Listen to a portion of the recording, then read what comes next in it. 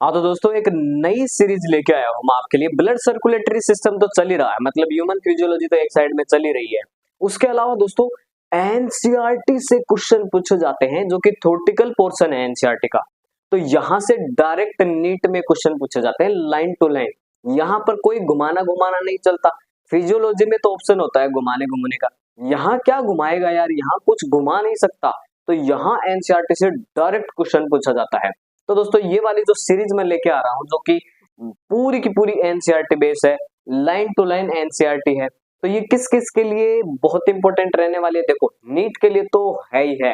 NEET के लिए तो एनसीईआरटी है, भागवत गीता है, वो तो ये मानो आप, है ना।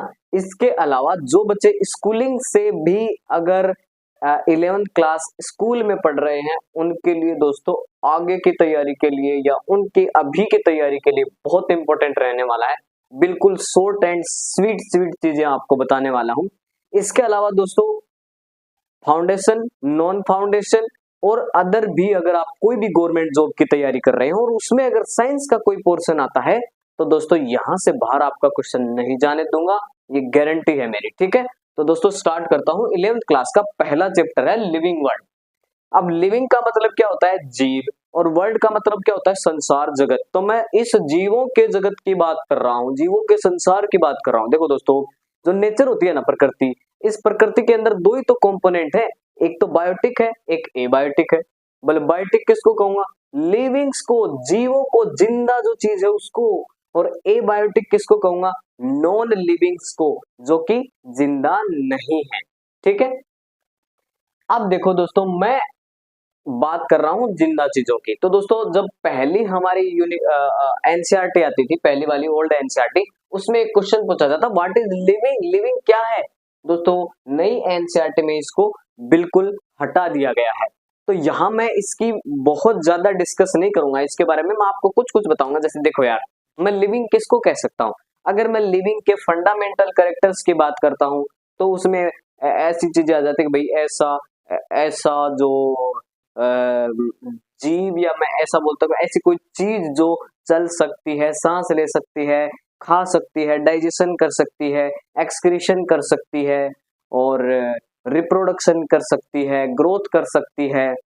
तो इन सब को मैं क्या बोलता हूँ कि भाई ये जीव है, मतलब अगर ऐसा कर रहा है तो जीव है। एक इसके डिफाइनिंग कैरेक्टर भी होते हैं, मतलब फंडामेंटल कैरेक्टर हो गए तो डिफाइनिंग कैरेक्टर भी हो गए। डिफाइनिंग कैरेक्टर में इंट्रिंसिक ग्रोथ आ गई, और क्या कहते हैं, कॉन्शियसनेस आ गई, सेलुलर ऑर्गेनाइजेशन आ गया, मेटाबॉलिक एक्टिविटीज आ गई। तो ये डिफाइनिंग कैरेक्टर है, तो ये जीवों में पाए ही पाए जाएंगे। अब फंडामेंटल कैरेक्टर और डिफाइनिंग कैरेक्टर में क्या डिफरेंस है, देखो फंडामेंटल कैरेक्टर बोले तो इनके अपवाद हो सकते हैं, मतलब जीवों के अंदर ये चीज हो भी सकती है, नहीं भी हो सकती। लेकिन डिफाइनिंग जो कैरेक्टर होगा वो हर जीव में प्रेजेंट होगा बिना किसी अपवाद के। तो दोस्तों ये तो जीव का थोड़ा सा मैंने आपको बता दिया, आप इसको नोट डाउन कर लेना, खुद ही सुन के अच्छे से एक दो बार सुन के इसको नोट डाउन कर लेना, ठीक है। उसके बाद में मैं चलता हूँ, आगे आ जाता हूँ, पूरी दोस्तों एकदम एनसीईआरटी की लाइन टू लाइन क्लियर करवाने वाला हूँ आपकी। तो दोस्तों मैं सबसे पहले आ जाता हूँ बायोडाइवर्सिटी ऑफ लिविंग्स पर। टॉपिक लिखा हुआ है पूरा बिल्कुल, बायोडाइवर्सिटी ऑफ लिविंग्स, मतलब लिविंग्स की बायोडाइवर्सिटी। तो दोस्तों बायोडाइवर्सिटी जो वर्ड होता है उसका मतलब क्या होता है, दो टर्म्स में तोड़ लो, बायो को अलग कर लो, डाइवर्सिटी को अलग कर लो। तो बायो बोले तो जिंदा, लाइफ, लिविंग। डाइवर्सिटी बोले तो वैरायटी, क्या क्या कितनी सारी वैरायटी है। अब ये क्या चीज होती है बताऊंगा बिल्कुल।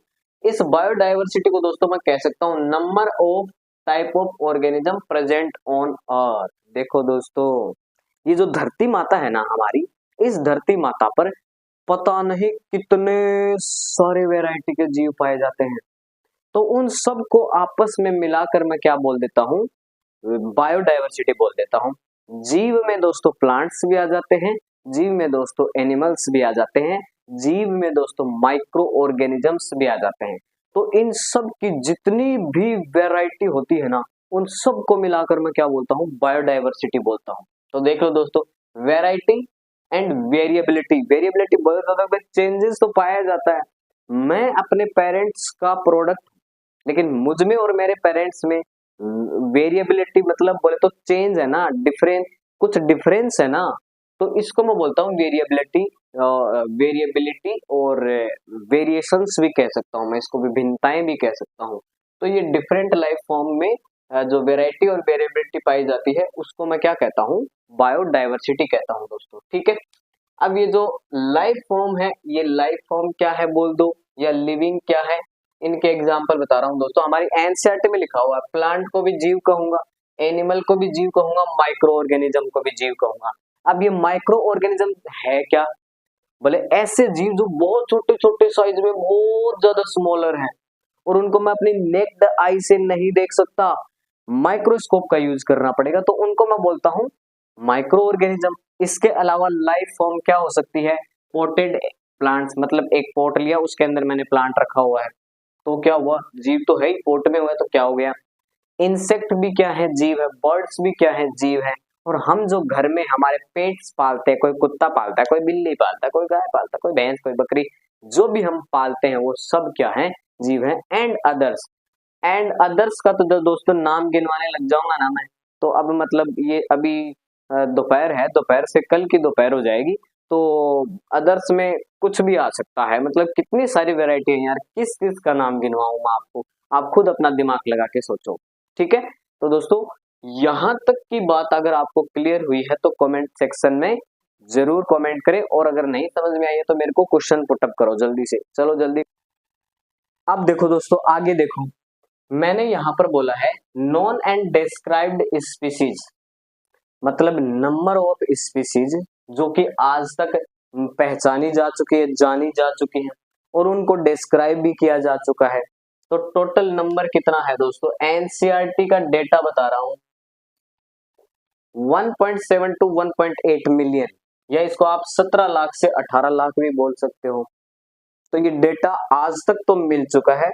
क्या इतना ही है क्या, बोले ना, ये तो खोजा जा चुका है, मतलब ये तो डिस्क्राइब्ड है।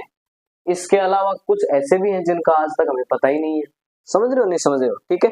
देखो दोस्तों एरिया जो होता है वो समानुपाती होता है वैरायटी ऑफ लिविंग्स या ऑर्गेनिज्म के। कैसे, बोले देखो मैं आज एक छोटे से एरिया में रहता हूँ, एक छोटे से गांव में रहता हूँ, मैं उस गांव में रोज गाय भैंस कुत्ता बिल्ली बकरी पेड़ पौधे जितने हैं वो देख सकता हूँ, देख लिया मैंने। लेकिन अगर मैं यहाँ इस गांव से किसी बड़े गांव में जाऊंगा तो हो सकता है कि मुझे वहां पर अलग अलग किस्म के प्लांट देखने को मिले, अलग अलग किस्म के जानवर देखने को मिले, जीव देखने को मिले, एनिमल देखने को मिले। तो मैं क्या करूंगा, मैं पूछूंगा कि यार ये क्या चीज है, तो वो बताएगा कि ये वाला एनिमल है, ठीक है। तो जैसे जैसे मैं छोटे एरिया से बड़े एरिया में जाऊंगा तो मुझे इनकी जो वैरायटी है वो भी बड़ी बड़ी वैरायटी और ज्यादा वैरायटी इंक्रीज, और मतलब वैरायटी में भी इंक्रीज होगा जब एरिया इंक्रीज होगा। तो मतलब मेरे को इंक्रीजिंग इन वैरायटी के एनिमल्स देखने को मिलेंगे। एनिमल्स क्या, मेरे को प्लांट्स भी तो जीव ही होते हैं।